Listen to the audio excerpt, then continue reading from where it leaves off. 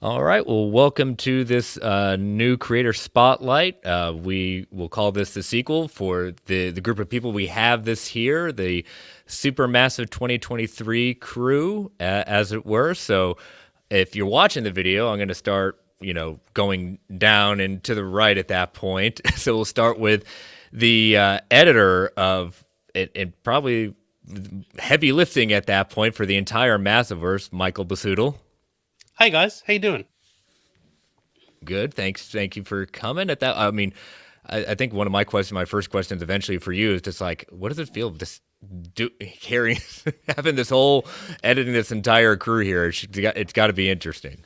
It's nice to have them all in one spot for a change. It's pretty Oh. rare. Like, we haven't done a group call in quite a while. It's been a bit. All But right. I should let you introduce all of them first. Gotcha. And down center will the Alice spot, as it were, at that point. The writer of Radiant Black and soon to be, or just probably now released at the time of when this drops. At that point, co-writer No One, Kyle Higgins. How's it going? Thanks for coming. Yes. Looks like you're about to respond to Michael's Michael's blab. Yeah. Oh, yeah. It doesn't matter. No. And then next we have the co-creator of Inferno Girl Red, Matt Groom. Hey, everybody. Thank you for having me. Thank you. And next we have the creator and writer of Rogue Sun, Ryan Parrott. Hi. Apparently everybody was supposed to write their full name and the thing, and I just wrote Ryan just because I'm arrogant. So sorry. At least you don't have editor. I had nothing to do with that. That was Kyle picking on you, not me. I had nothing to do with that. Hey, Ryan, I just got my first name, so we're good, bud. I mean, Oh, Ryan. good. To be fair, Ryan, I do love your Twitter handle, that Ryan Parrott. Like, you know, just in case there's any other ones, it's that Ryan Parrott. Well, it's meant to be sort of derogatory, like, oh, that Ryan Parrott, not like that Ryan Parrott. It's supposed to be it's supposed to be self-deprecating. Perfect. Yep. And last but definitely not least, the writer of The Dead Lucky and co-writer of Radiant Pink, Mellisa Flores. Hi, guys. Hi, welcome. And want to say, I'll say this over and again, thank you all. We've got not just different time zones, different countries, different places around the world, all here. And I want to thank Matt for being the spearheader of this, as I pitched him the idea, and he went with running. So again, thank you, Matt. Thank you, everyone, for taking time out of your day to do this for us. It is a great pleasure. We had such a great time last year, and when we heard this was announced, it was another dream for us to have you all here again. So thank you so much. And to say that we all are fans, Joe, Clay, and I, of the entire Massiverse is making it an understatement. So what you all have done is something real special. So, Awesome. Well, thank you. Yeah. But first question we got is in leading towards Supermassive. When we last spoke, we asked you, would you be planning to make Supermassive an annual event? And your response, Kyle, was very apropos, saying if the story warranted it. So my question back to you is, what led you all to decide that a sequel was needed? Well, it's interesting because you say sequel, but I would say special. Okay. There's something that is inherently interesting about only meeting up once in a while, and in this case, it looks like now we're doing it a second time, once a year at this point, anyway. Not to say we'll do it next year or the year after, but it's a pretty fun format, and I would say that this time, especially with Mellisa introducing The Dead Lucky, and where that book has landed for the end of its first arc, where Rogue Sun is heading, where Radiant Black is heading, and Matt being the total team player coming in. Inferno Girl Red is not in Supermassive 2023, but Matt is still one of our architects, and there's some other fun stuff that we're introducing in this. Based on the status quos that everyone is at, it felt extra interesting to basically build something where they meet again, but they are all in very different places from when they would have met the previous time. So, some of them are even different people. yes, they are. Yes, they are. And I think to add on top of that, it was very early on that we were looking at the schedule, and Daniele Di Niccolo and Walter Biomonte were available. And I think Kyle and Ryan, you've both written for Daniele. Mellisa, you've worked with him as well. Matt and I haven't worked with him, but I think have been desperate to work with him since pretty much that first issue of Power Rangers Pink that he did. And it was like, well, man, if we needed an excuse to do this again, having like that guy who we all would love to work with again available was a strong motivator. And the cool thing about this one and the direction that the story has taken, I mean, the solicit is live, so we can at least say this story is our team looking for the Holy Grail, and that Holy Grail. So as you might be able to ascertain, we're in a little bit of a different genre space here. Or flavor, I would say, than we were in Supermassive 2022. So what that means, what those genre elements that we get to play around with regards to our characters, how that works with Daniele and Walter's art style has been like just honestly a delight, because it really has kind of taken on a visual life of its own as well. That I think pairs really nicely with, as I said, the genre and the story that we all told this time around. Very nice. The second question we have is, what led you to deciding to focus on Radiant Black, Rogue Sun, and Dead Lucky, and not some of the other Radiants? We don't have anybody else. Who else? Who else is? Are you trying to kill Michael? Kyle, you've got like 7 other dudes. You've got one so more many new guys. one. Well, I mean, I would have pitched a fit if Dead Lucky wasn't in there. So I had to You include should. her. And kind of the subtext. You just mentioned that Inferno Girl Red is not a part of it, but we do see her prominent in some of the covers and some of the promotional marketing. Sure. Of course, this is Supermassive. It's part of the Massive Verse. That's where she is from.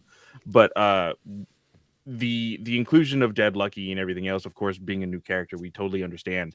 But was there ever a point in kind of putting some of the other Radiants in a Supermassive book at one point? Yeah, we Very talked early about on it. there was, yeah.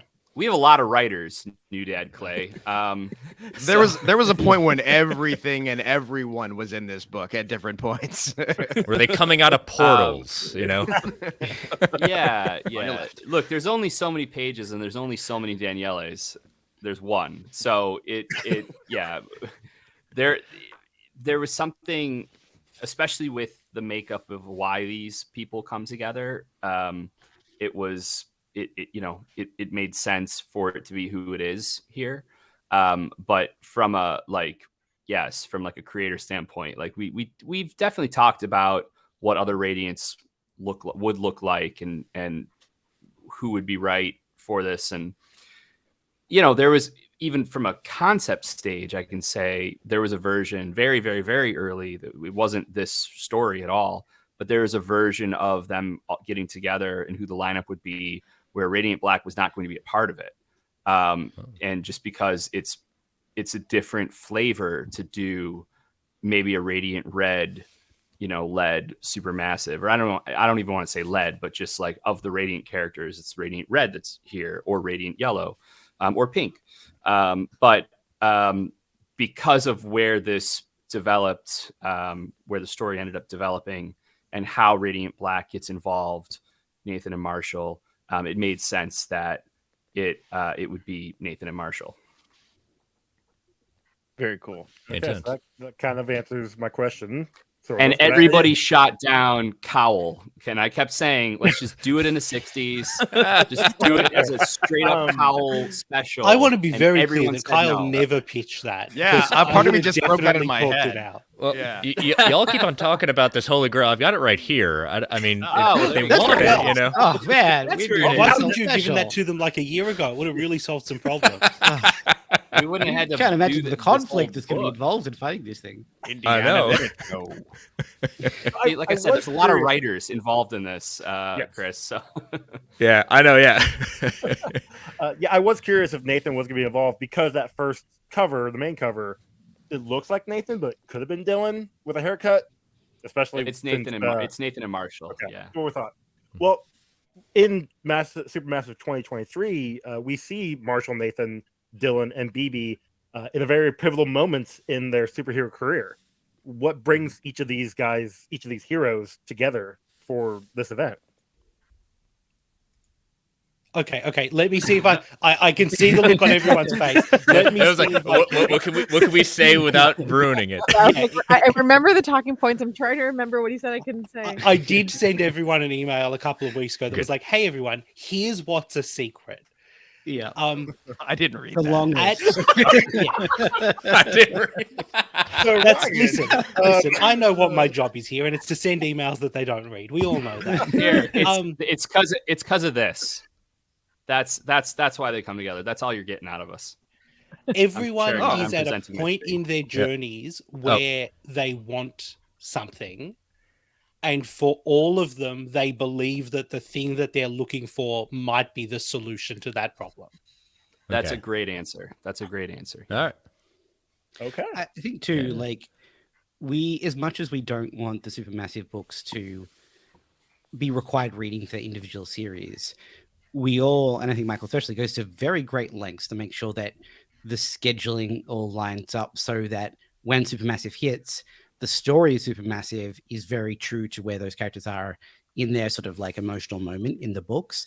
And that's a very like down to the issue thing. So I think there's even some stuff that is going to influence Supermassive that we can't talk about yet because it's like still going to happen. So But we can do things like this. And Michael, I'm not even going to tell you what I'm about to share because it's my favorite page in the book. Yay!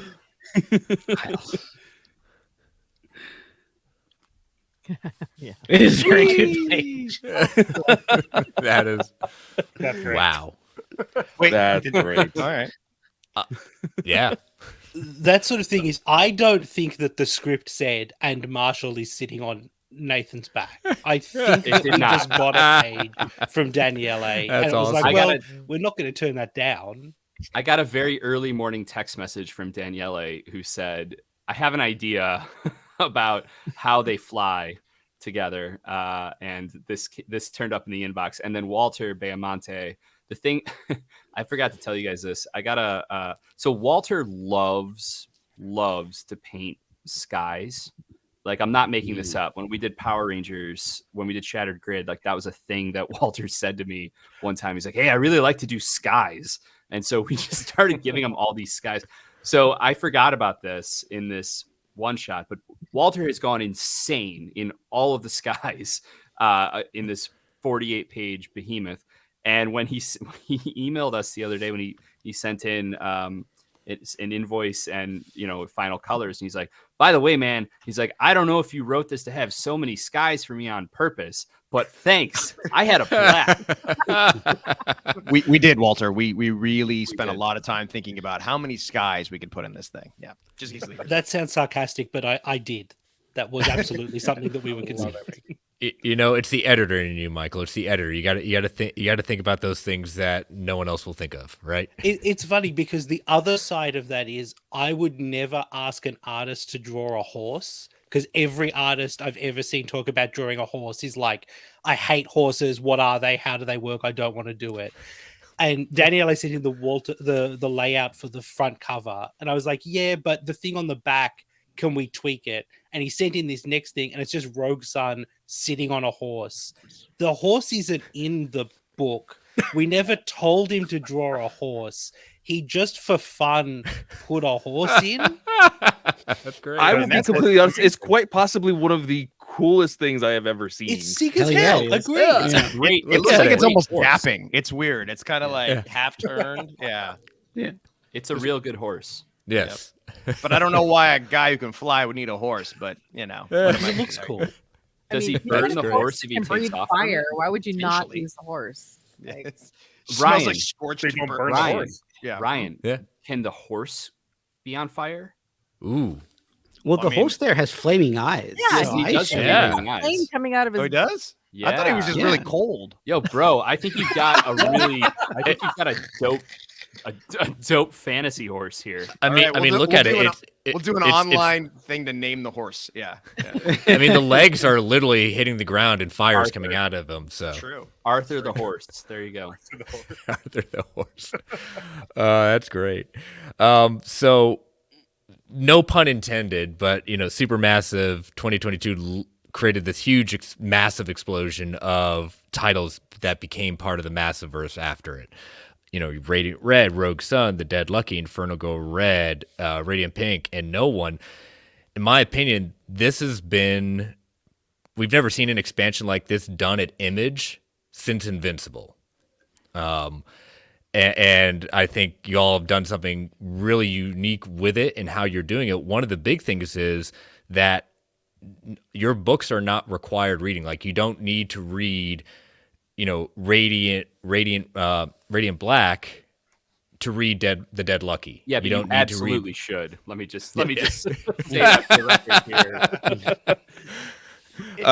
Kidding. But I remember, and the reason I did this was actually a Reddit post that you responded to, Michael, when someone was asking about like what's the reading order, and because whenever someone is trying to say what's a book you want to put in my hand, like Marvel, and I say Radiant Black, like here's where you start with this book here, and begin here, but you've made it very clear that you don't need, one book is not dependent on the other. Why was that so important to you when building the Massiveverse, that these books could just be very much contained within themselves? You appreciate everything as you read them all, but you don't have to. Yeah, I think it's like, I think sort of everybody understands that, like, there's a limit to how many individual books each single person wants to be reading at any time, right? And listen, if you're going to read all of our books, great. I think all of our books are really good. I'm excited. If you can't, like, financially or time-wise or energy, like whatever, if you can't read everything, we don't want people to be going, well, then I'm just going to read nothing. Like, that it doesn't make a lot of sense to us. And everybody's telling these interesting individual stories that don't need connections to other things to hold up. If Rogue Sun was the only one of these books that existed, Rogue Sun would still be a great book. And so it is important to us to keep it that way. And that way you get some real, like, look, I love doing the little connections and the little references and, like, a character appearing in one book in another book. That stuff is great fun. But like, if you go to a bookshelf in a bookstore and you only see The Dead Lucky Volume 1 and you don't know what anything else is, you have to be able to just read that book. Otherwise, I don't like that. That just doesn't make sense to me. Well, and the other thing too, and part of what makes this really cool, and also honestly, I would say actually quite a bit different from Invincible as far as any sort of expanding, is that I don't own these books. Like Radiant Black, these are not spin-offs of Radiant Black. Like, everyone owns their own book, and it's designed that way, on purpose. We're kind of more of a collective than anything here, but with that in mind, it was really important to all of us. And I know, like, early on, I think we all talked about this, especially, it's like the real way to do this is that everyone builds their own thing that is not reliant on anyone else's thing for any of the mythology, any of the, kind of foundational elements. I was really adamant. It was like, everybody, the cleanest way to do this is everybody pick a different city. New Orleans is where Rogue Sun is set. San Francisco is where Dead Lucky set. Chicago and northwest Indiana is where Radiant Black is. Pittsburgh is where no one is. Inferno Girl Red is one universe over from us, but Matt took that order literally and was like, all right, I'm going way out here. but what it means is that you don't have a situation where it's like, I think the original character that killed Al Simmons in Spawn, sending him to hell and turning him into Spawn, is Prophet. And No, Chapel. Chapel, sorry. Yeah. Chapel's not a character that, is a part of Spawn from a property standpoint, so it's like just trying to avoid things like that as well. And the thing then, because we're already doing that, and creatively we want people to be able to read what they need to read, those two ideas actually go hand in hand very nicely together. Okay. And I think we're all such different people, and we're all coming from such different perspectives when we write our books. The Dead Lucky is about PTSD and honoring veterans, and that hits differently with some people than it would for others. There's somebody that might really respond to Ryan's book, Rogue Sun, where he's talking about, the trauma of divorce and then what that means. And so, I don't think any of us expect every book to hit. I mean, it'd be great if it does, but I don't think any of us expects everybody to love every book. We want people to love the universe and really find something that connects to them. And if they can enjoy the whole thing, that's, gravy on top of it. Yeah. I mean, sorry, real quick, Michael. So just one last thing, to be really reductive with it, if you want to put it into terms, Marvel or DC terms, it's like you can only read you don't have to go read the Superman title or titles if you don't want to. The Batman title and series works unto itself. So it is a universe in that sense where it is additive, but we're just not crossing over every 3 issues. Yeah, sure. I think my favorite thing in the world is seeing people post on Twitter where someone is like, my favorite Massiveverse book is this. And someone else in the replies will go, that one doesn't quite do it for me. I love this one instead. And it's like, great. That means that you're all getting something cool. Mm-hmm. And every book is someone's favorite and everyone has a different favorite. The other thing is, God Almighty, I cannot imagine having to every month when someone turns in a script be like, I'm sorry, Radiant Black can't show up here. He's currently in space or whatever. Just from an external logistics standpoint, well, that way kind more of convenient. Kind of the start of this whole question kind of bloomed from what you guys were talking about at the beginning of the year. I know Ryan made comments on it, Mellisa made comments on it, Michael made comments on it. I think a majority of you guys did. And it did turn into a giant conversation about continuity and does it matter, does it not matter, all of these different things. And I think we've all had that conversation before because every single one of you guys have been a part of the Power Ranger comics. And, it even explodes even more when it comes to that. But when it came down to it, I think a lot of people just understand that you guys are just writing individual stories, great stories, and that's what it needs to stick with. Yeah, 100%. I hope so.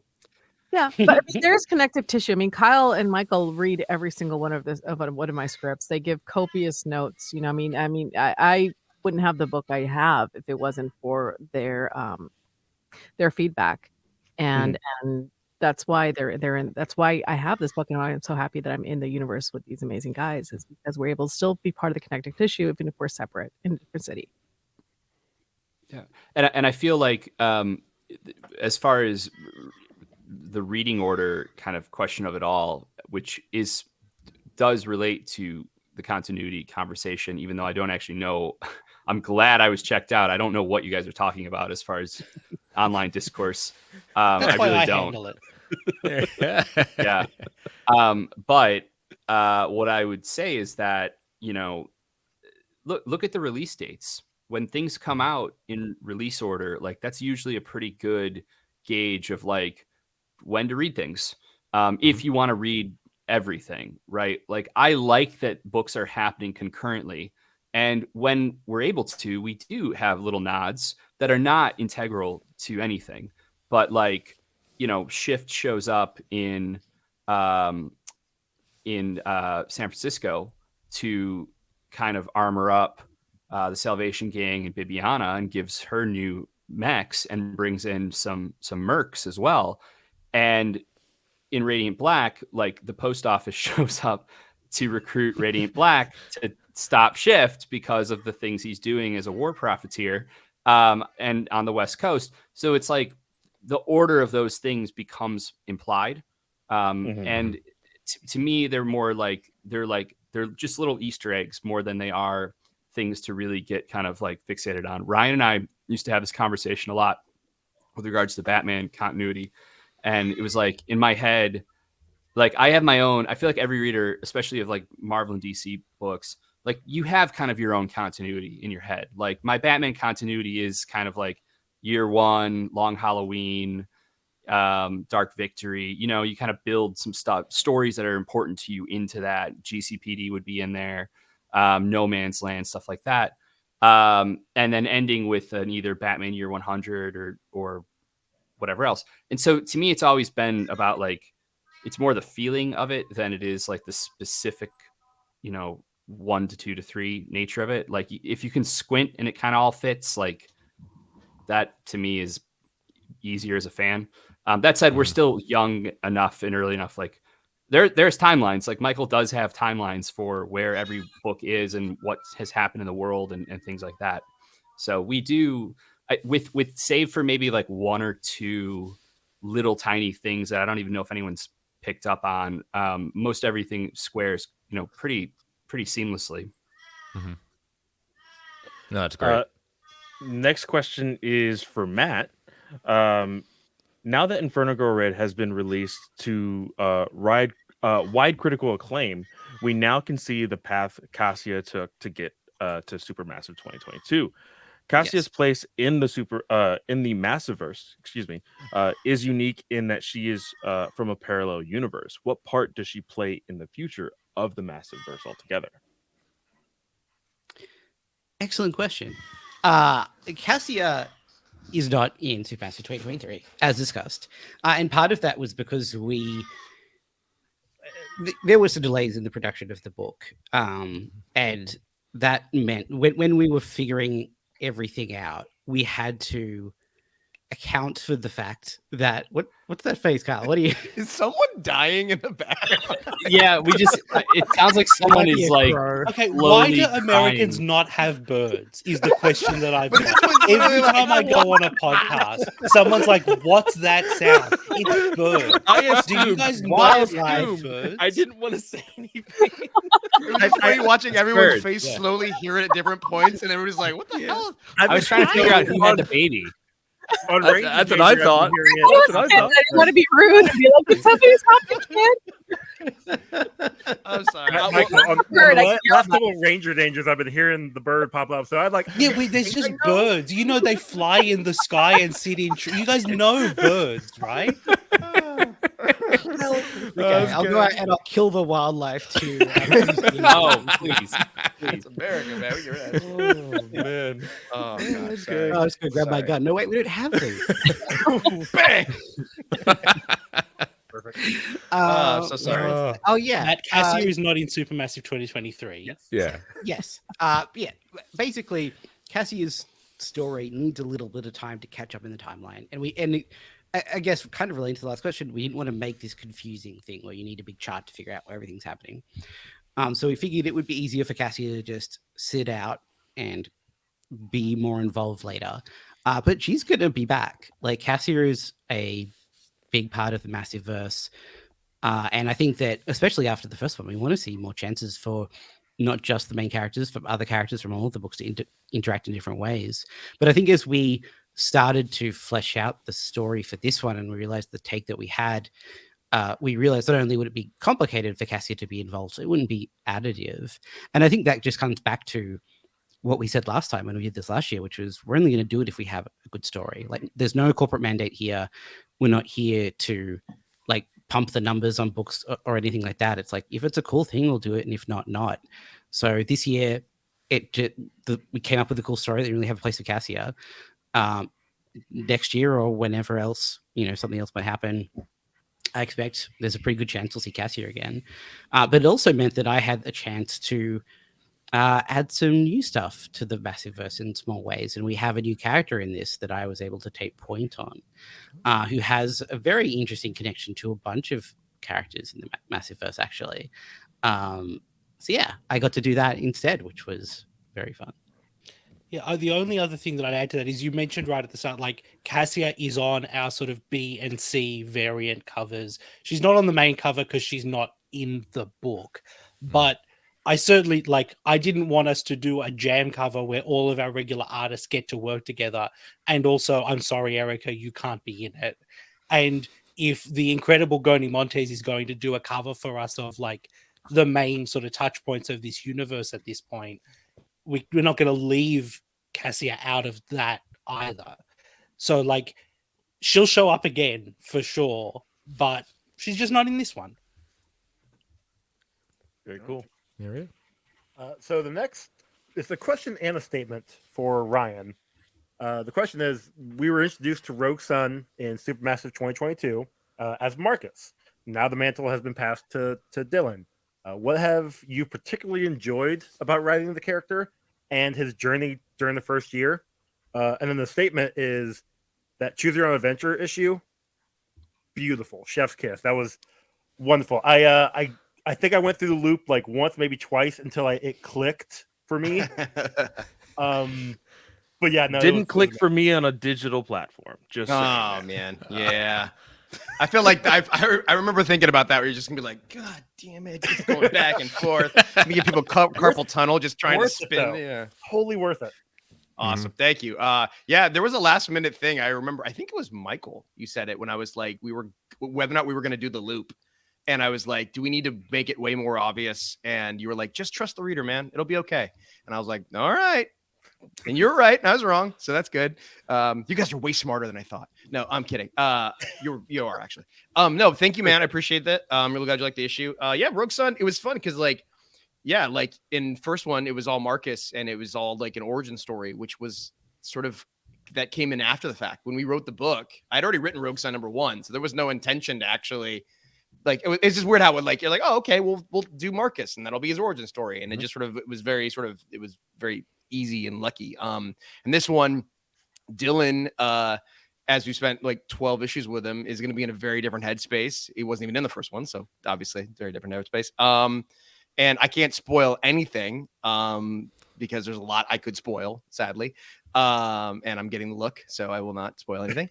But yeah, I've really enjoyed writing him. It's been a lot of fun to try and make a jackass into a superhero. And hopefully, some people like him and some people don't, and that's okay. But I think he's changed a lot since the first issue. I think he's a very different person now, and he'll be a very different person going forward.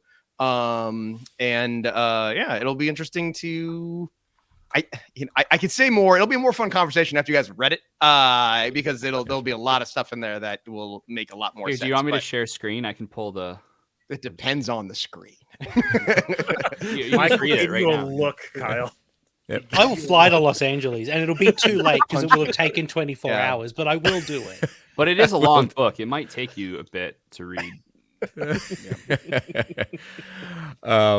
So next question I have is for Mellisa. Now, The Dead Lucky has been one of my favorite new titles from the Massiveverse, and I want to applaud you for bringing such a complex and deep character with BB. And with that, she simply wants to protect her city instead of being the superhero trope, I want to save the world. Now, my question to that is that, coming from where she comes from in serving in the military, where does that desire to just focus on her city versus the world come from? And is she going to start shifting that focus, seeing where her place is in the world? I think after so many years as a veteran and speaking to veterans and the experience I have is that they dissolve themselves of the notion of they can save the world very quickly. And I think surviving just through every mission, it becomes the primary goal. I think the generals and the presidents are the ones that are trying to save the world. The soldiers are the ones just trying to make it through the mission alive. And I think for her, and that's really just been her focus. I think she's been a little lost. And at the end of Dead Lucky 6, she has a brand new purpose that may or may not be the healthiest thing for her, but it does give her purpose that beyond, I just want to save my city. and it's going to focus her actions in a really linear, different kind of way. And so it was actually the perfect place for us to end the arc and jump into Supermassive for her, because it's putting her in a very different kind of headspace and tease her up for the second arc for Dead Lucky. So it'll be really fun to see how she adjusts to that, because she still hasn't figured out that she's not at war yet. And I think she keeps trying to like just get through a mission. Even if there's no mission, she'll try and make one up. Yeah, I did not see that ending coming. I'm not going to spoil it, but Yeah. it was a very surprising, but also I'm ready for the next arc. I'm ready to see. I said I want to see where this goes next. So Thank you. The next question is for Kyle. And full disclosure, we talked about this months in advance about like doing a reread of everything, and just the smallest of detail and just like what you could assume is just a side character really intrigued me. So are we going to meet? I apologize if I butcher this name. Ari at all in the present timeline. Of course, in issue, I believe, guys, help me, 18. It was, of course, Radiant Yellow's issue, the huge, massive one-page spread of the separate timelines. We see the future timeline where he has a companion. With everything that the kind of weight that Yellow has on him, and I'm kind of going into a different question, but we'll keep that for later. Seeing this character, I'm just like, okay, what purpose does she have? Right. And do we get to see their meeting or anything else like that? How is that character going to be implemented in the future, if so? Well, what I would say is that Wendell, after experiencing a view of that timeline by way of touching the Radiant in issue 18 when he synced with it, that's actually what he's trying to prevent right now.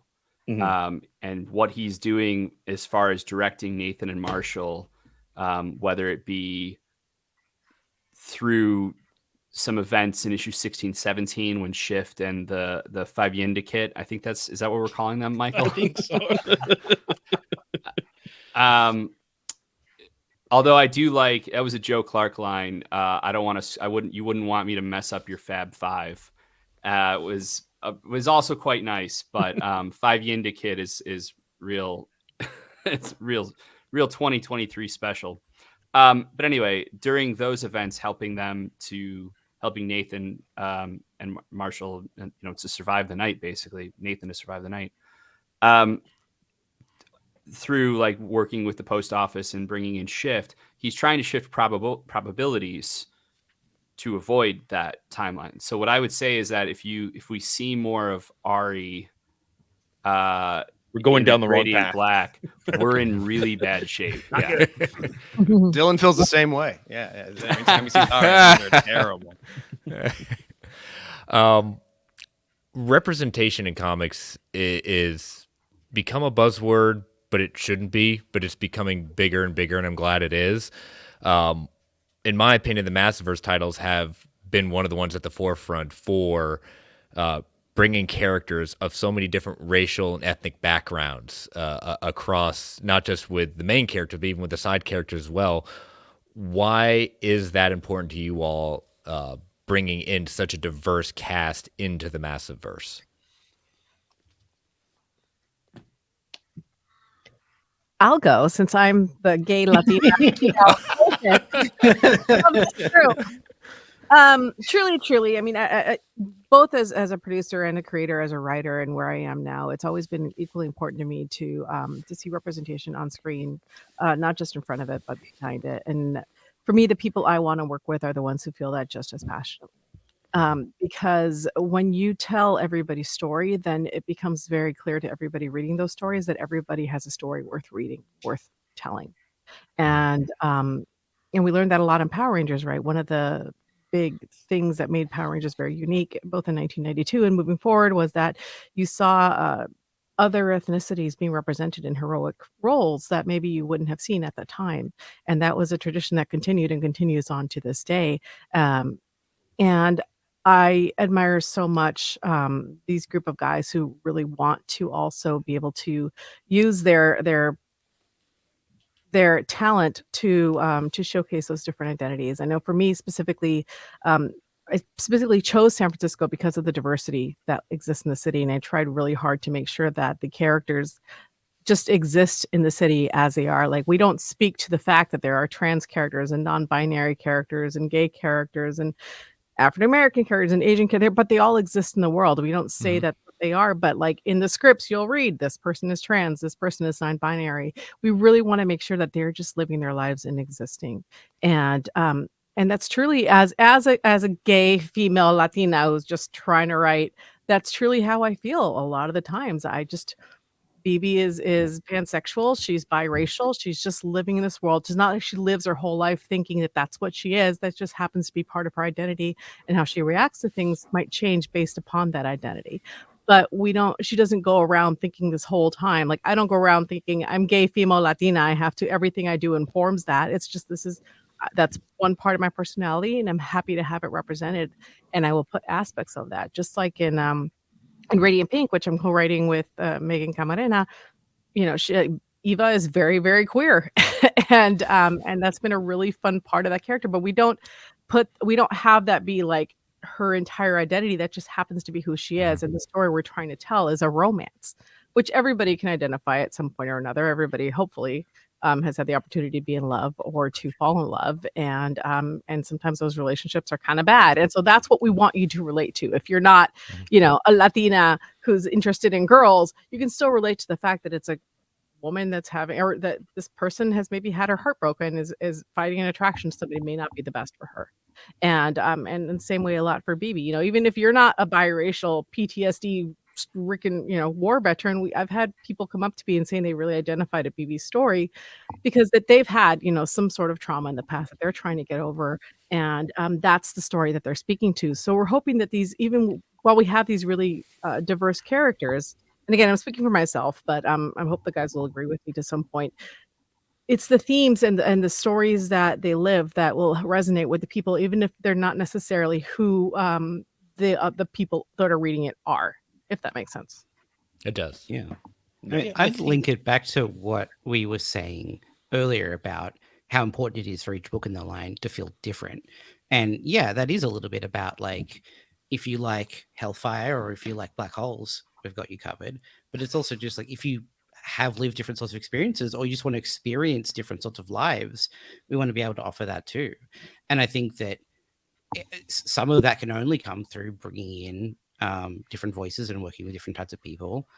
And for example, like, one of the big delays we had in getting Inferno Girl Red to the world was finding Erica. It took us a year to find the right artist, and we were approached by some great people, but we knew we needed a female artist on it because we knew that nobody else could get the feeling of living that, like, teenage girl life, right? And I think now that the book's out, it's like, there's no way we could go back because that it has an authenticity to it that would be impossible for anybody else to replicate. So it is just about, like, showing people a different range of experiences and telling different types of stories. And yes, part of that is about identity, and that's a hugely important part of it. But I think it also just makes it better stories, and that's important too. Yeah, I understand the question, obviously, but you go like, well, there's lots of different types of people. Why would you not tell stories about different types of people? Like, the decision to not tell stories about different types of people is actually the more specific, considered decision to make. This is just like, let's put some different sorts of people in the world, like there is. No, makes sense. It just, like you said, it why wouldn't you want to have the world we see every day in the comics that you read? Very true. Yeah. But I also think, I have to give, Ryan and Kyle and Matt and Michael a lot of credit, because I mean, Kyle approached me for this book, and I've noticed specifically, he goes out of his way to look for other voices to amplify that maybe I wouldn't have had this opportunity had it not been for Kyle giving it to me.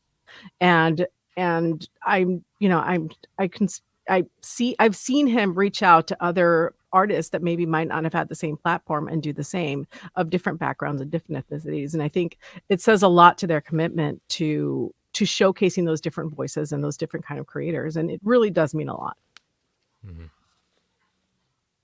Very cool. So this is a two-part question up for anybody. In most mediums, the secret identity is, of the utmost importance, mainly so that the individual doesn't have to pay for property damage. But that's a whole different thing. Why have some of the heroes revealed their identities and the rest not? And then the next question is, with BB having her identity revealed, how will that affect Radiant Black and Rogue Sun post Supermassive 2023? My thinking is, because her identity is revealed as the Dead Lucky, she's going to hang out with Rogue Sun and Radiant Black. People could follow that train of thought. It's like, oh, superheroes hang out with superheroes. BB hanging out with these three people. Well, you assume where they're hanging out is like a public mall. Correct. Yes. But I don't know. That's what I'm asking. It's the mall. That's It is the By the mall, way, actually. by the way, I don't know what a private mall, but Supermassive 2024, guys. All right. There we go. Yeah, I think you will learn that in this story is not particularly a problem. I think it's funny because it's not really something that I think we've ever talked about. BB, Ryan's saying otherwise. We may or may have not had a discussion about this very thing while writing the book, actually. Did you? Okay. Yeah, we totally did. We had a total conversation about who's revealing who, why are people quickly to do that? There was a logical conversation that about part. Yes, I do. Sorry, Yes. that's revealing their identities internally rather than to externally. each other. Yeah, that thing of because they're not the Justice League where it's like everybody's got a membership thing. So when they come together, it's like there's a certain amount of, hey, I know you might have known my dad, but I don't necessarily know who you are, and so on. So that's part of the story. Well, I would say that's and part of the I story. believe if I remember correctly, in the first Supermassive, there was a little bit of hesitancy over sharing names via, I believe Marcus was kind of quiet on that very long road trip. But So, Marcus was a veteran at the time too. Yeah, but True. Marshall, but you have to remember, Marshall is he likes the sequel better than the first movie. So the idea of having to go through this process, I'm pretty sure he just takes his helmet off, doesn't he, Matt? Wasn't that he walks up to Cassie and takes his helmet off. He's like, "Hey, I'm Marshall." Yeah, he's very I'm Marshall. Let's do this. Hey, you've got a helmet. Clearly, Yeah. we're on the same We're wavelength buds. here. We're helmet buddies. We're helmet peeps. And as far as BB, she also knows how to be discreet. I don't think, even if she's shown her face in San Francisco and is known as the Dead Lucky in San Francisco, I think she knows how to put a hat on in Captain America Winter Soldier this, if she has to. Okay. And it's I understood that possible. reference. Sunglasses. Yeah, it's possible Dylan doesn't take his helmet off the entire time. I have to remember that. If I'm he might be I don't like you guys. It's possible. I don't. I think That is a very Dylan thing to do. So Yeah. I think I literally gave a note one time. Ryan, do you think maybe he wants to take his helmet off here? And Ryan just deleted the note out of the script. Yeah, it sounds like me. Oh, that's I am We would try put a moment in there where I actually tried to offer him a snack. Yeah. Nope. Oh man. Wow. Next question. In building the Massiverse, there are only 3 ongoing titles: Radiant Black, Rogue Sun, The Dead Lucky, while Radiant Red, Inferno Girl Red, Radiant Pink, Shift, and No One are all considered miniseries. What went into deciding why certain titles would be ongoing while others would be limited runs? I would say, with the exception of Matt, with the exception of Inferno Girl Red, all of them are just kind of what they should naturally be. Matt was pretty adamant on form from the get-go with regards to Inferno Girl Red being designed as a graphic novel, an original graphic novel specifically because of the narrative, kind of just the style of storytelling that he wanted this reading experience to be, for readers. So that is obviously a very firm format. It's long, it takes a while to do. The rest of us, though, we, with Dead Lucky, Radiant Black, and Rogue Sun, I mean, that was always, they were built to be ongoing series, with or at the very least with a story that, like, a specific story that takes a specific, like, a certain amount of time to tell to its fullest, I would say. With No One, it was like I knew what it was, and as the kind of superhero experience, like, we were originally talking about doing it as 12 issues, so a full year, and it was just too much. But 10, it's like that's designed to be, and that's what I mean by my previous comment, like, it's designed to be this one set amount of time because it's one narrative experience that goes over those 10 months. And then everyone else is, they're Radiant characters so far. And so those, like, minis have made a lot of sense there. I guess what I'd say about Inferno Girl Red is that this terminology won't gel with, like, official accepted direct market terminology. But our intention is for Inferno Girl Red to be an ongoing series of books. It's not like we did one and we're like, oh, and we're out.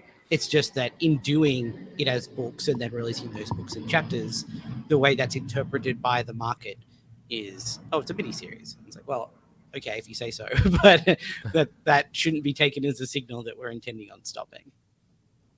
Yeah, it's more of a, it was a nice, not coincidence, but it was a nice kind of confluence of events where Inferno Girl Red was able to be serialized into 3 editions, 3 issues, just because by the nature of Matt found parts in the story that broke very cleanly for that. But it was designed to be, a graphic novel, a book. So that's more, yeah, as he says, going forward, that's what we're going to be making. I think ultimately a lot of it boils down to just sort of the shape and size of the story that those things are telling. Like our Radiant minis, for instance, they're not built as sort of like big sprawling epics with massive supporting casts and like side. They're really tight, focused things. So they're, we do 5 issues, we tell a story, we're done. Maybe we do another one, but that sits on its own. Whereas something like a Radiant Red or a Rogue Sun or the Dead Lucky is like, oh, there's a character here who is reacting to circumstances. Lots of things could happen to them. They're built to be longer, so they run longer, hopefully. And I'm just long-winded. If you've ever read any of my Power Rangers runs, I need like 27 issues to tell 5 issues worth of story. So is that why you did 100 issues? That's why I did it. That's only like 15 issues worth of story, man. Really, all Morphin sequences for 75 issues. Issues in, and I'm like, how did he do 100 of these? I just don't. This was all dark before that. Poor Power Rangers. All because of the Rangers. Yep. I want to go ahead and do a shameless plug for you guys. At the time of us recording this, it was announced that Inferno Girl Red, the Kickstarter edition, is out for sale. I don't know how readily available it will be by the time this does come out, but we did see that, and we were all talking about it when before we started recording this. So very, very cool. Well, yeah, I mean, just to clarify that, we had some remaining stock from the Kickstarter, and all of the orders, or the majority of the orders, are fulfilled now, and so we can actually see if these books can find homes. And so we thought, we're holding some back. Matt's going to do some conventions, but I have the Black Market Narrative newsletter that we do. You can sign up for it at blackmarket.la, and we like to do like today, this was a surprise drop of the Inferno Girl Red Kickstarter hardcover that we're not going to reprint. And we've heard a lot over the last year and a half from people who have found the Massiverse and then went, I missed the Inferno Girl Kickstarter. I wish I would have, shoot. And, are you ever going to do anything else with it? Well, now we are. So We'll see how long they last for. But And I should say, because I think that they will probably all be gone by the time this goes up. If you didn't get your Probably. hands on one of those, the 7th of June, Inferno Girl Red Book 1 in Image Trade paperback at your local comic shop. Yep, Ooh, it's there got a you go. gorgeous book. Actually, speaking of gorgeous books, we just got the comps for the Dead Lucky Volume 1, and it is, man, I saw Michael tweet that he thought it was our best looking trade paperback That looks so amazing. far. And I had a little bit of a hurt feeling, like, okay, how good is it? And then it showed up, and it's really real good. It's really I good. will say the design of these trades are immaculate. I think that the being able to, unlike some publishers, line up the spine and it look all pretty and everything else, I think it's amazing. I am just glossy versus matte. Like it's just Yeah. So good. It pops. It looks really, Yeah. really good. Looks great. I'm waiting and just saying the day you all put these in a deluxe hardcover, it'd just be like, yes, take my money now. Melissa, I'll are you- buy a copy of it. Are you at WonderCon, Melissa? is. I am at WonderCon in spirit. I have a badge. I don't have anything to do there. Oh, I want because I was going to come by your booth and grab one of those. I'll bring one. I've got a I've got box. Thank you. We can talk about this on off air, but that's No, we this is should we're do that. friends, and I don't have opportunities all the time to do that, so I just got to do it now. Fair enough. You're right. Have my number. That's true. I have a box. I have a box of books, Ryan. You can. All right, I'll come I by. have 5 boxes of books, Ryan. I will say the cool I mean, thing look, is if you guys are just giving them away, I will. Yeah, I mean, is that there's actually a cover B of the first cover. If you look at the first issue of Dead Lucky, these ghosts are not there. This is actually different. you're right. Ooh, Yeah, very, very Yeah. interesting. I First, like yeah, it. pull out your Dead Lucky one. Yeah, Yeah, there it is. pull out that huge, Oh, they're right here. like, yeah, it's different because we didn't want to spoil the ghosts on the Yeah. first issue, and so we saved Mhm. it for the trade. Hey, Michael. Yeah. Michael, have you thought about what you're going to do spot gloss wise on the Inferno Girl Red We've talked about soft Matt and cover? I have talked about it. Matt has feelings, and we have to work out the solution to those feelings. A common problem. his feelings. What are feelings these days? This is why Um, Kyle's in between them on the two screens. We've kept them. That's true. Yes. Well, Out of the I will way. say, we're pro spot gloss on this podcast, apparently. So 100%. keep that in mind. I'm pro spot gloss up until the moment that I realize that I have to go in and isolate all the bits that I want spot glossed. And then when I'm in the middle of that 4-hour job for every trade, I hate spot gloss. And then it wears off in time for me to say, yeah, we'll do it on the next one. Well, the thing about it, the Inferno Girl book in particular is like just with the style of the coloring, it's like a full gloss cover of that actually would look very sharp. But I don't know. I like the mixed texture as well. We shouldn't talk about this on air, I guess, but I love. No, this is fine. This is now a podcast All right. / massive verse logistics meeting. That's what this Going is. to go ahead You know- and timestamp this, edit this out, Chris. All right. Yeah. No, we're leaving this in. Oh. This is my butter. That's what I live for with this show. The last question we do have, it'll be 2 parts. I'm going to toss to Clay for the second part, but Kyle, you had announced that post Supermassive 2023, the big event for Radiant Black is going to be the Catalyst War. Very focused, like you've been very clear, and you have to be saying it over and over again. This is a Radiant Black focused event. It will not be jumping into other events. What can you tease about it? And for all of you, what can you tease about the future of your individual characters post Supermassive 2023 that Michael won't give you the dad eyes and fly across whole countries? Well, as Video Me announced in a video at Comics Pro, we are basically everything that we've been doing in Radiant Black for 2 years now has actually been building into Catalyst War. And I don't mean that. I'm not just saying that. Like, it's like this has been the plan from the beginning. And that's very cute. Ryan brought a luck dragon on the podcast. I'll say That when was my an doctor Atreyu He was reference. freaking out, and I had to go grab my I apologize.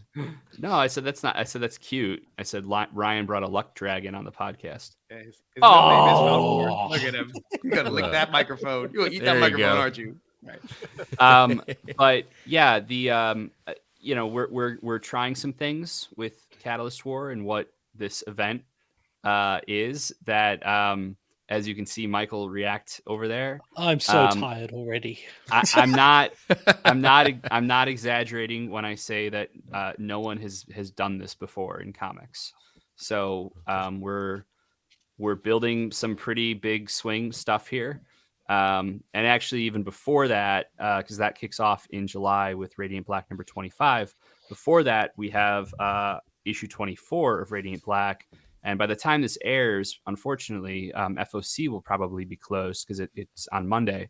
But we are doing a return to existence issue that is another fluorescent blacklight edition. Mhm. And it's been colored by the incredible Igor Monti. And so the Blacklight edition is on FOC right now. And we just announced today that the other thing that's on FOC is something we hadn't made available publicly before, but our Radiant Blacklight keychains, like the little blacklights. Oh, That's what you if you see me at a convention, I typically have them there and sell them. But so it's not the best. There you go. yeah, yep. So stores can order packs of 10 of those to go with the Blacklight editions that they're buying. Cool.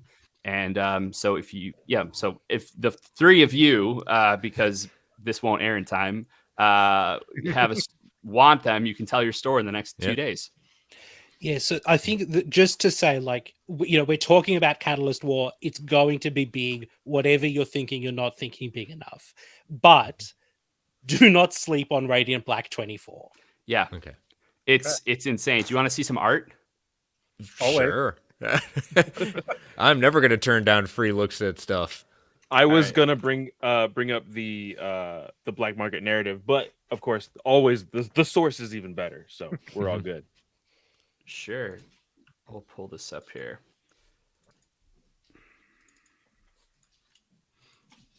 I should sell Zippos. You should do the blacklight things, That's and I should be great, selling Brian. Zippos. That's great. Can we Yeah. make them look like him? So you pop his head off and his flame comes out. Can we do that? Just the I'm going to top send of an his head. email to someone right Just now. the top, so it kind of pops open and it looks like a big flame. Yeah, yeah, we're done. Love it. Oh wow! So I that's just want page that hanging one. on my wall right now. Yeah, that's Wow! Oh my goodness gracious! Panel designs on everybody's books, by the way. Just If you're listening to this on audio, you got to go to the YouTube. I'm sorry, but there's no accurate description outside. This is amazing. This is outstanding work. Wow. And here's This is the very big cool. one. oh whoa. it looks so Ooh, great. jeez. Yeah. Do not get high when you're reading this book. Or maybe get high. very high. Either or, really. Jeez.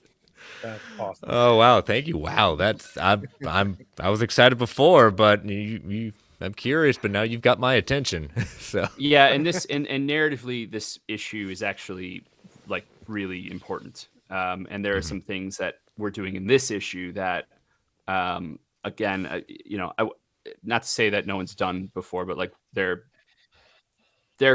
pretty wild. So you definitely don't want to sleep on Radiant Black 24.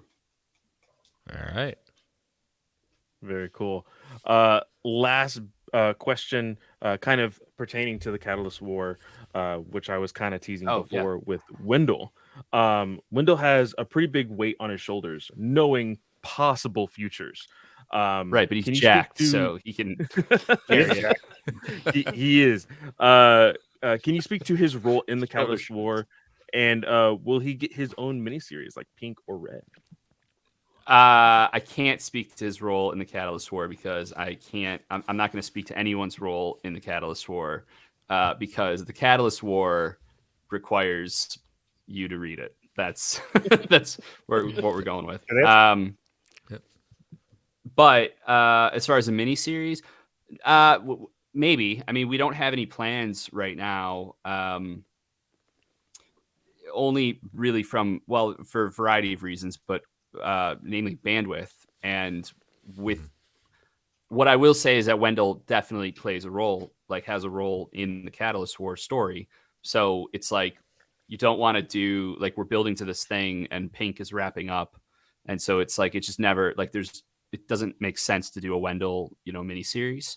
But yeah, maybe one day it'll just be one piece of paper that's like really, really, really long.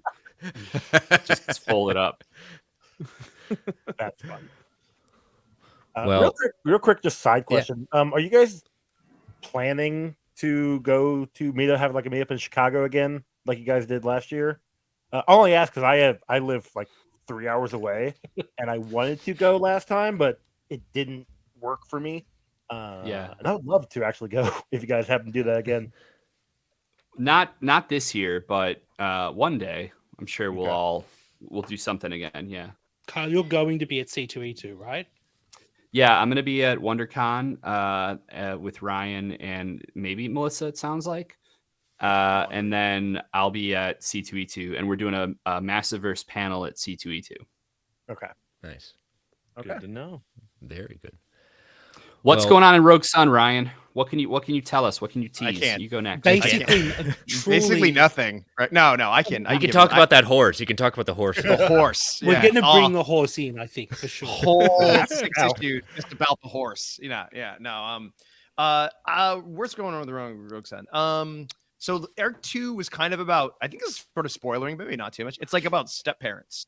The first arc was about divorce. The second one is about step parents. Obviously, with Dylan moving into the Bell estate, Juliet becomes a much more, grounded presence in his life, and Caleb becomes a more, prominent, better mentor, I guess was the best way to say it. But at the same time, you also look at Hellbent, and he has the Morning Star. So you have the one where your step parents can be both positive or negative. So that's what the last arc was about.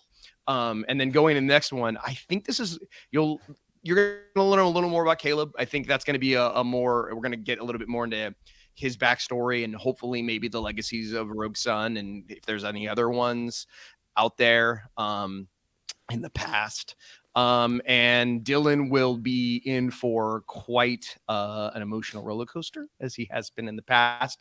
He's going to be a little bit of a different guy, I guess is the best way to say it. He'll be 12 will make a lot more sense. 12 will when you read 12, you'll sort of understand where he's at emotionally. And we might see some return of some villains. I actually was talking to Kyle about this the other day. I've made 13 villains in less than 12 issues. I'm happy, man. I'm proud of that. So we'll have 27 villains by the next time we talk again. He's trying to be Batman. He's just trying to be Batman. I am. I swear to God, I want my own Arkham Asylum filled with just gems of bad guys. Ryan, I think we will have announced this by the time this episode goes out. The variant covers for Volume 3, so issues 13 through 18. Each one is open order, so you can just get your comics up to get you one. Each one is a different Rogue Sun villain by some of the coolest talent, like up-and-coming new names that we could find. I like just the ones that we've got so far. We've got a couple left to go. Can you show any or no? Not. You could show. I don't know what we're going to have revealed yet. So just reveal it here. Can I share something on the screen? Yeah. Yep. There's a button for it and everything. Does it start with an O? Is that the one you're going to show? Yes. Oh, yeah, I can do that one. Do you want me to do that one? Yeah, show that one. Yes. That one's okay. pretty. Let me. That one. Podcast exclusive. Yep. I showed you blacklight art. I killed birds. No, I'm kidding. Yeah. Michael slaughtered animals for this podcast. I'm convinced. Love it. So I'm sharing Sorry. this. All Can you right. guys all see that now? Yep. Yeah. Wow. That's cool. Ornate. That is very cool. Such a fun one. Yeah. So we're doing a bunch of those. Those are really fun. So yeah, each one will be a different villain from 13 through 18, which is really cool. That's great. I should say this is obviously Ornate. This is by Holly Renee Blakeway. I think this is her first ever comics work. Wow. Wow. Yeah, we should Really? hire her for some more stuff. It will Yeah. not be her last ever comics work. Not with that, but it'd be a heck of a thing to go out on. Saying that's it, done one, we're good. That's awesome. That's very cool. Mellisa, what's next for the Dead Lucky? And I know at the time we're still in the middle of Radiant Pink, but any kind of future-ish things you can tease with either? Well, I kind of talked a little bit about BB's journey already, but I mean, if Mhm. you haven't read the last issue of Dead Lucky, I'm kind of just going to spoil it. She's working for Morrow now, and she's not really particularly happy about it, but it's a means to an end, and she's doing it because she lost somebody very important to her, and she is out for revenge. So you're going to see a different kind of BB, maybe a little bit angrier than she used to be, and a little less lost, a little more focused and driven, and it's exciting to get. We're going to get a little bit more answers from BB in this arc. You're going to start to really see her explore why she has these powers and where they came from and what exactly they mean. And at the same time, trying to understand whether or not this vendetta with Morrow is really something that is good for her at the time. As far as Radiant Pink, we're coming. It's a 5-issue miniseries, so we're coming. We're 3's already been out. It's Yeah. out. Yeah. So 4 is out later this month. 5 is something we're finishing up now. I'm really, really proud of it. I think it's a beautiful story that basically just talks about, like, sometimes, love. The love that you think is the best for you is not necessarily the best thing for you at the moment, and how it's okay to not be okay. And it's just been a really fun, different kind of tonal thing. I'm having a blast with my co-writer Megan, who is just chaos in a bottle in the best possible way and brings out a different side of me for sure. I mean, we had a cat named Kitty that was in the last That yeah. cat was awesome. yeah Yes. cat was my favorite thing in the world, and so it just continues to get more ridiculous, but it's all grounded in real feelings and real hurt and real emotion. I'm just having a blast, and I think Kyle and Michael are too, because they seem to like the scripts. So I'm actually Well- looking right now. I saw colors just came in on issue 4, so I was tabbing through that. Yeah, this looks great. He's not going to show you that. No, he's not gonna show us anything. This Yeah. is combination Kristen of Dora, guys. like, Look uh, great. That's where's- awesome. Oh, did you want to see? Oh, I'm This sorry. is like Oh, this is like sorry. Sydney and Billy in Scream. Where she's just like, hey, it's just a tease. Oh man. that whole we issue would be a spoiler. He can't show you anything. we can do that. We can break the rule. It's not really a rule. Here we go. I think this issue is out by the time people are hearing this podcast. That is also Correct. Yes, that should be. Ah. Hungry. Do we have lettering on this yet, Michael? Yes. We do. Yes. Okay. Well, all right. There we go. There. There. I Just a want to tease, say just a tease. I do love the dynamic between the two in Radiant Pink. It is very much love hate, almost panel by panel, and it's a very, very unique story, and I'm greatly appreciative of it. I appreciate being able to tell it. Well, again, I want to thank each and every one of you for making the time doing this. Again, the book, by the time of release, it is still going to be up for FOC, so make sure you get to the comic shops to put your pre-orders in for Supermassive 2023.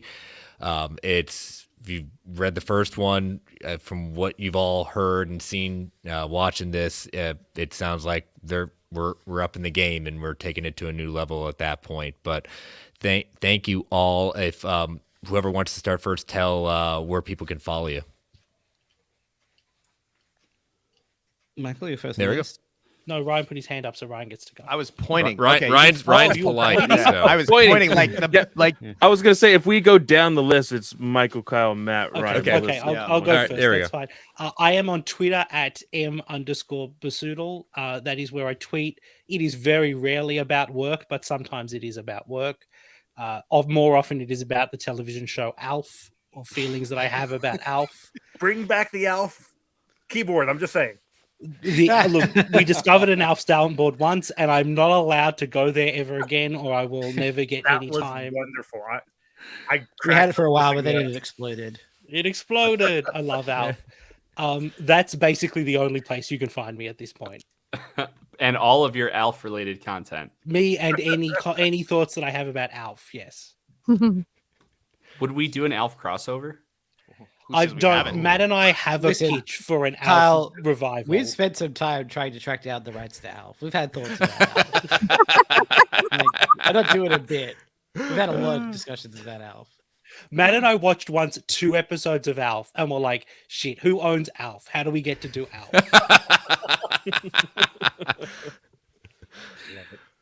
Kyle, online. I am at Kyle D. Higgins on social media, but the newsletter, our Black Market newsletter, is at blackmarket.la.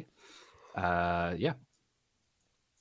I'm on Twitter. I'm at Matthew Groom, 1T in Matthew. I'm on Twitter too. I'm on that Ryan Parrott, 2 R's and 2 T's, and I tweet about the Dolphins and the Clippers and just all the other bad football and basketball teams I like. So I was about to say, rough. it's been rough. I am on Instagram and Twitter at Misty_Flores. And I mostly tweet about work and sometimes about procrastination because I have a day job and then I write at night and it makes my life a little hell. So I'm familiar with that. And Clay, tell people how they can follow you. Of course, you can always find me at Fanboy Clay on Twitter. I did not implode my Mastodon, so if you would like to find me there, it's a little inside joke here at the GUA. But you can also Not a joke, it happened. It did happen. You can always find my other shows on the network as well, Ranger Alliance and Star Wars Alliance. Actually, by the time we are recording this, in about 2 hours, I'm going to be recording an episode of Ranger Alliance, so that'll be fun. And Joe? You guys can find me on Twitter at _actually_. You can find my show, A Walk to the Multiverse, on Twitter at WalkTheVerse. I'm also part of Ranger Alliance and DC Alliance for the network. You can find my other show, Comic Book Rundown, on Twitter at Comic Rundown and on Instagram at Comic Book Rundown. Awesome. And you can follow me on Twitter at Chris Balga. You can follow this podcast on Twitter at Finest Believers. You can follow my other show on the network at Marvel Alliance at Marvel A Podcast. You can follow the Geek Ultimate Alliance Network on Twitter at GUA Pod Network. You can email the show at worldsfinestTrueBelievers@gmail.com. Feel free to tweet, email if you want to provide feedback. Continue to rate and review the Geek Ultimate Alliance on Apple Podcasts, Spotify, Amazon, wherever you get your podcasts of choice. We greatly appreciate it. Thank you all for joining us. And always remember, listeners, you all are truly world's finest true believers. And whenever you listen this morning, afternoon, evening, or in the deepest of the night, stay safe out there, everyone. I'll be talking to you real soon. Bye-bye.